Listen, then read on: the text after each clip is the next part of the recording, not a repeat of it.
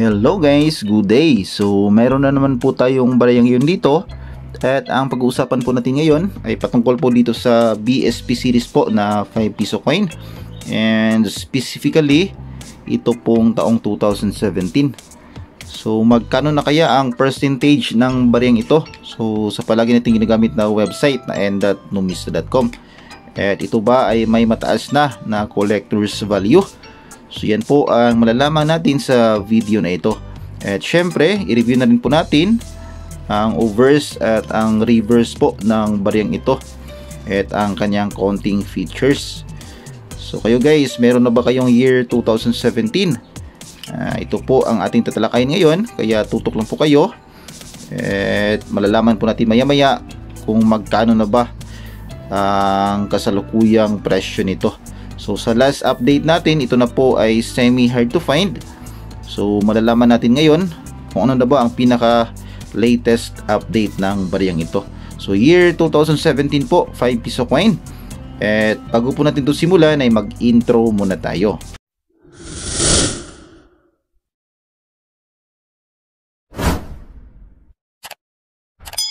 Ayan, hello po sa inyong lahat. Good day, magandang araw, mayong adlaw sa inyong tanan at welcome back po sa aking channel.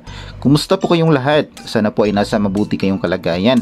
So, pasensya na po at medyo matagal-tagal din po tayong hindi nakapag-vlog. So, today's video po, ang pag-uusapan po natin ay patungkol po dito sa year 2017. Yan, 5 piso coin at ito po ay under sa BSP series. So ito nga po ang pinaka last mint year po actually dito po sa BSP series natin. So magkano na kaya ang percentage ng bariyang ito? May mataas na ba ito na collector's value? So maya maya yan po ay ating aalamin. Pero bago yan ay i-review po muna natin ang overs at reverse po ng bariyang ito. So unahin natin dito sa kanyang overs or dito sa kanyang harapan. So hanap po muna tayo ng mas klaro. Ito baka mas klaro. Ito guys. So yan guys, dito po sa kanyang overs ay naka-highlight po ang portrait ng ating bayani na si Emilio Aguinaldo. Yan facing right. At katapat po ng kanyang portrait, makikita natin itong 5 piso na denomination. Sa ilalim ng denomination, makikita natin ang pangalan ni Emilio Aguinaldo. At dito po sa bottom, makikita po natin ang year of mintage at dito po ay year 2017. Dito naman po sa ilalim ng shoulder ni Emilio Aguinaldo ay makikita po natin ang mint mark. Yan itong maliit.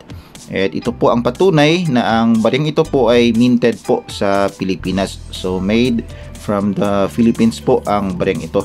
Kasi dito po sa BSP series natin na 5 piso, meron pong gawa sa RCM.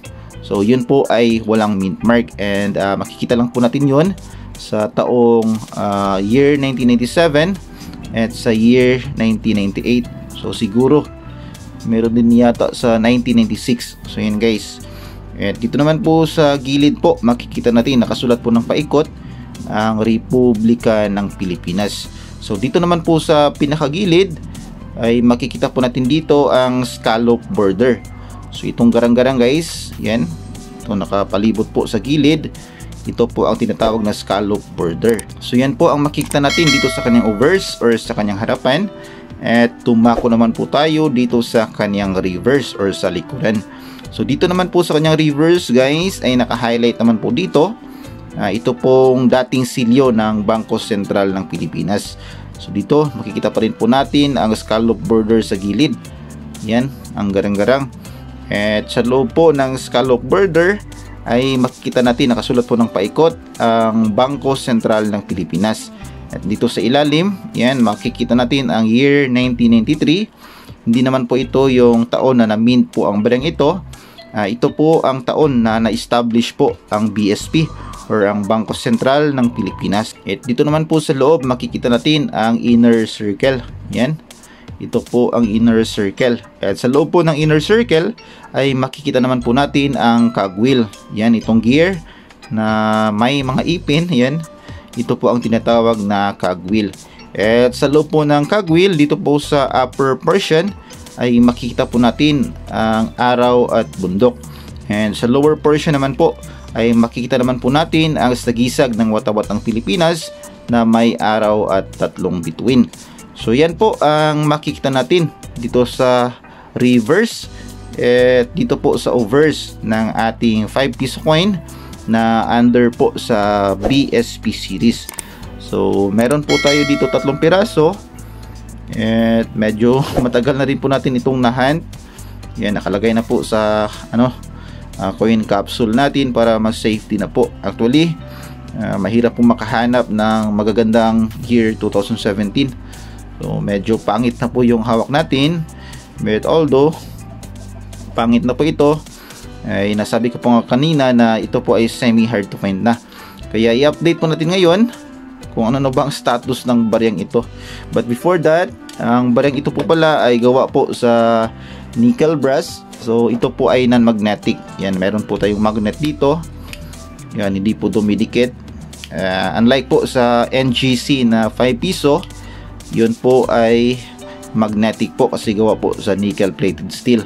So ito ay gawa sa nickel brass, hindi po magnetic ang ating 5 piso coin na BSP series. Kung makahanap man tayo ng magnetic, yan po ay error coin. So yan guys, mapunta po tayo sa talaan ng Numista, ang palagi natin ginagamit na website. Dito tayo sa 5 piso BSP. Yan, standard circulation coin po ito. At nickel brass nga po ang kanyang composition. Yan, nandito po ang kanyang obverse, ang kanyang reverse. Ang edge nito ay smooth. Yan. Ito po yung tinutukoy natin na means RCM. At meron pong gawa sa BSP. Yan yung my mint mark. So diretso na po tayo guys sa last mint year nga ng series na ito, ang BSP. So ayan guys, dito tayo sa year 2017. So may isang variation lamang po. At yun po ay reverse 3. So yun, pansin nyo po, makakapal po ang kanyang pagkasulat ng Bangko Sentral ng Pilipinas. At makakapal din po yung ipin ng kagwil. Yan. At ang 1993 ay malaki at makapal po ang pagkasulat. So yan po ang palatandaan ng reverse 3. So meron lamang pong isang variation dito po sa year 2017. At ang kanyang kasalukuyang percentage po ay 1.7%. So medyo maliit pa rin po. At makukonsider pa rin po natin na semi hard to find. So itong year 2016 nga po, yan, i-compare natin. So medyo maliit din po ang year 2016. At meron pa po dito yung year 2000. Medyo maliit din po yun kasi semi hard to find. So yan, year 2000 0.8%. At ang year 1999 naman, ito din po ay semi hard to find, 2% naman po. Yan, so mas maliit pa nga po itong year 2017. Pero dito naman po sa kanyang price appraisal, I just wonder, as you can see guys, mayroon lamang pong isang price appraisal. At ito po ang extra fine na condition. At as you can see, 6.10 pesos lamang po ang kanyang current price appraisal. So tumaas lamang po ng 1.10 pesos po from the original price or sa kanyang face value. So yan guys, I just wonder dito sa year 2017, mababa naman ang kanyang percentage, pero dito sa kanyang price appraisal ay medyo hindi maganda. Ewan ko lang dyan, pero itong baryang ito po ay medyo mahirap na pong mahanap. Depende na lamang po sa lugar. Pero dito po sa amin ay medyo pahirapan na pong makahanap ng year 2017. So sa inyo guys, common pa ba ang year 2017 na BSP series na 5 piso coin? Paki-comment naman po dyan sa ibaba para malaman natin ang overall status ng baryang ito. Kasi yung pagkaano po, semi hard to find or hard to find or pagka-common ng isang barya ay nakadepende po, nagmamatter po talaga sa lugar.